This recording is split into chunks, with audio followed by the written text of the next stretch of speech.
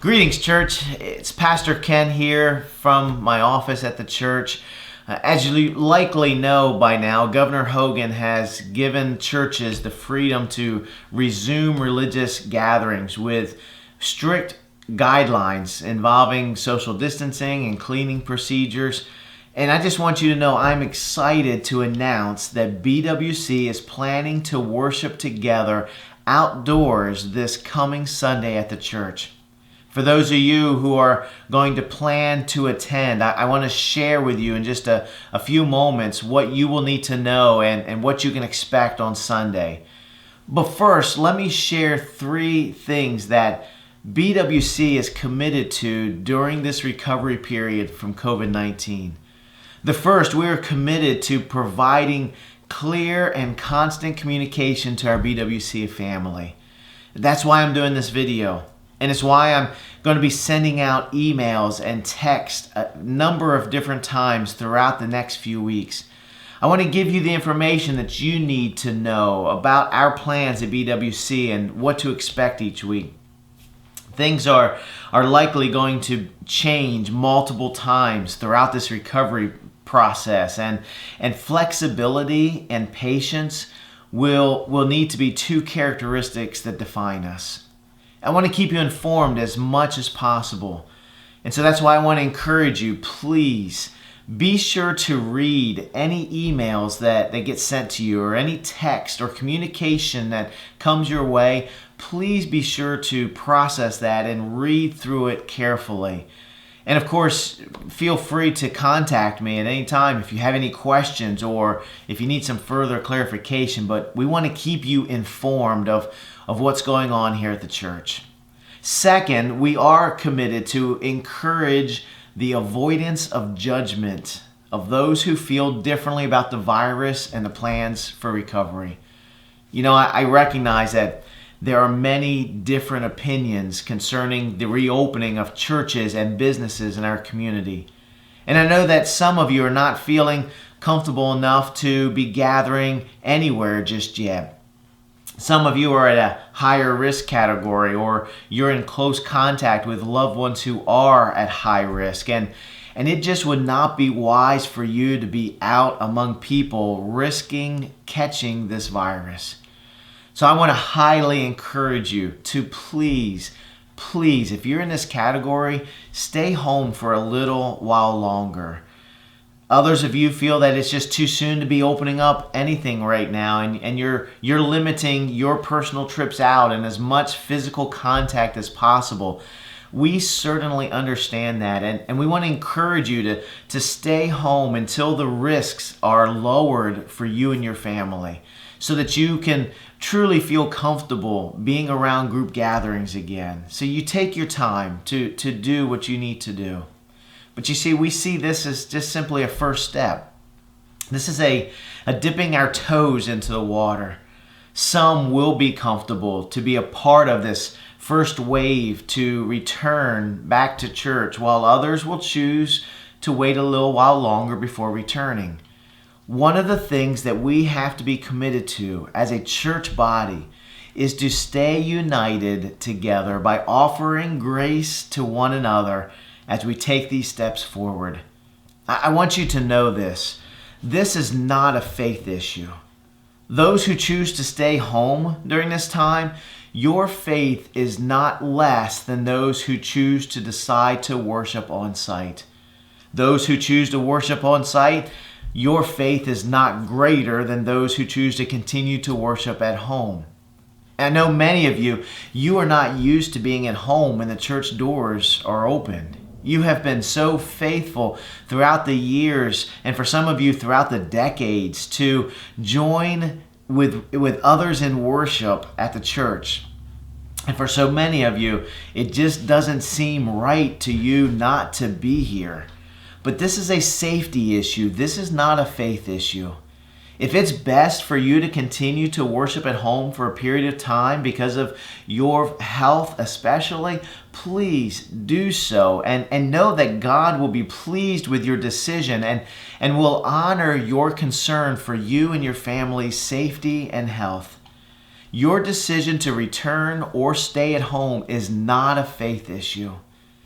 Neither, church, is this an insensitivity issue. We must be careful to not judge those who do not choose or who do choose to be a part of the first wave. We cannot judge them as being insensitive. Those who are beginning to gather again, they're seeking to be cautious and follow safe protocol. It's not that they're being insensitive to human life or to death. It's important that we respect each of our decisions, whether we're meeting online or whether we're going to go ahead and meet on site. This is not a time for debate, church. This is not a time for judgment.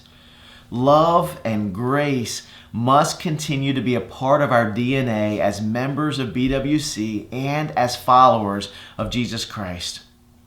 And finally, the third thing that we're committing to during this time of recovery is to provide a safe environment at our facility, as well as to offer quality options in order for people to feel comfortable worshiping with their family wherever they feel comfortable. I want you to know that we are planning to continue to offer virtual service for those who choose to worship from home.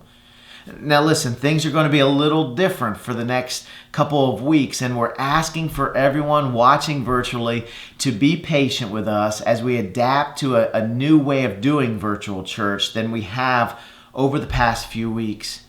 For the next couple of weeks, our plans are to try to live feed the service on Facebook that's taking place here.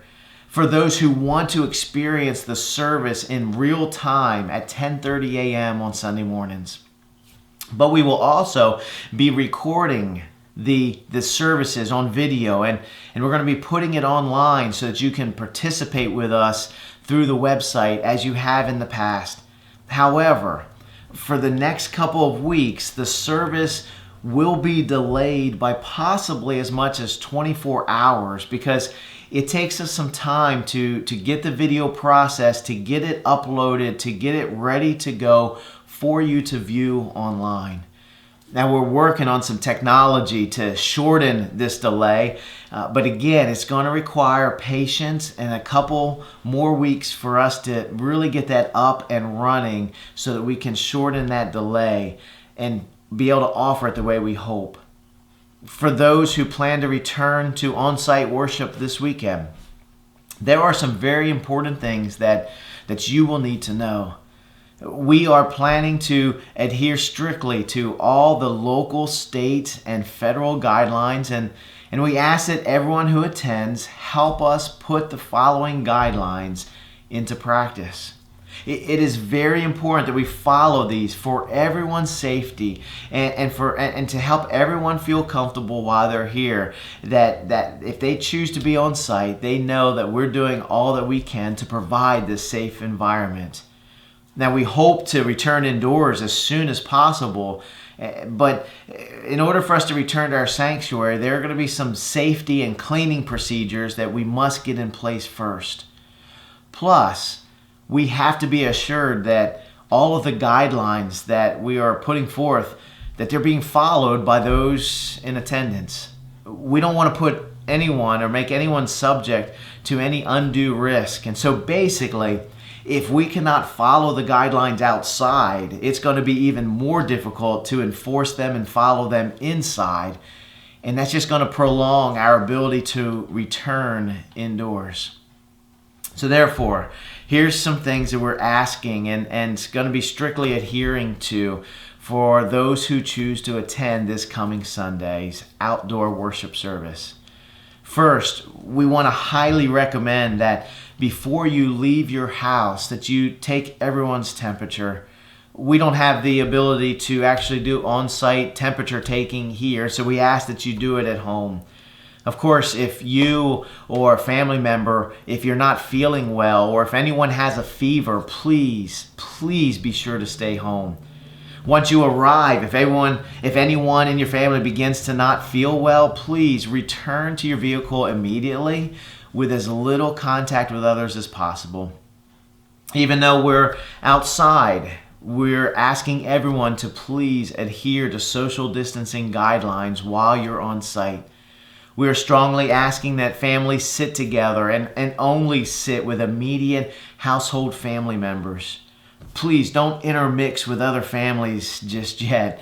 This includes our teens who I know enjoy gathering and sitting together during worship. Please stay with your family at all times while you're on site. And be sure that you provide at least 6 feet in between family units. Listen, we're going to be outside, spread out. Another thing, of course, that we're starting to get used to now, we just want to remind you that we're asking for none of us to share in any physical contact. No hugging, shaking hands, high fives, fist bumps. The best thing at this time is for us to maintain the social distancing and continue to maintain the no physical contact. I know that's difficult for us and it's a challenge for us, but we're beginning to get used to it. I also ask that everyone please help us to adhere to the face coverings.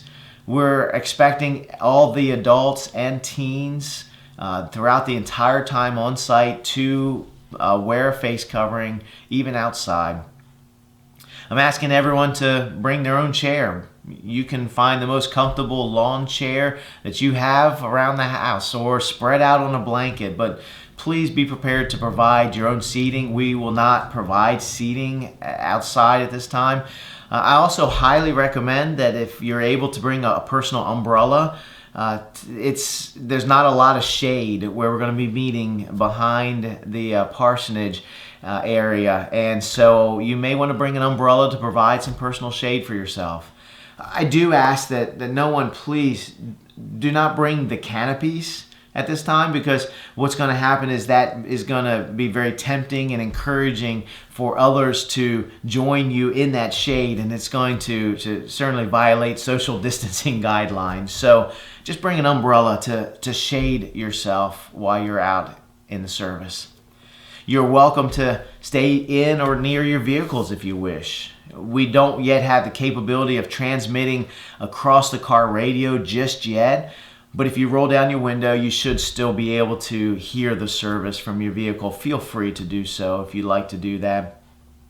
We're also not going to be providing any kids or nursery ministries at this time. Once daycares are permitted to open back up, and we'll assess whether we can safely provide those ministries. But until then, if you come with young children, please just do your best to keep them as close to you as possible. And then a very important piece of information: there will be no access to inside the church or the parsonage during our worship services. This means that there will be no bathroom facilities. I know this is a great inconvenience, but we're not yet equipped to safely open the buildings and allow access. So if you need to leave service early, we understand, and you do what you need to do. And finally, once the service is over, we are encouraging everyone to return to their vehicles as soon as possible, avoiding as much lingering and congregating together as possible. There will be opportunity again for us to fellowship with one another, but for now, a quick hello and a quick goodbye will need to suffice. Whew. I know this is a lot. And of course, there's no way to guarantee complete safety from the virus. There's a risk involved in gathering right now anywhere. But we are committed to provide as safe of an environment as possible where people can feel comfortable worshiping together. These, of course, are challenging days. And again, we need to exhibit as much grace and mercy and patience with one another as possible. One of the characteristics of God's children is that they love one another. And this is what 1 Corinthians chapter 13, verses 4 through 7 in the New Living Translation says about this love. Love is patient and kind. Love is not jealous or boastful or proud or rude.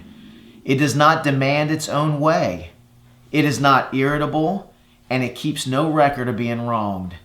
It does not rejoice about injustice, but it rejoices whenever the truth wins out. Love never gives up, never loses faith. It is always hopeful, and it endures through every circumstance. So this weekend, I look forward to seeing some of you physically outside at BWC at 10:30 on Sunday morning. For others, I look forward to us worshiping together online virtually. Either way, let us worship our Lord and Savior Jesus Christ this weekend together with gladness and joy and love for one another. Until we see each other again, blessings to you.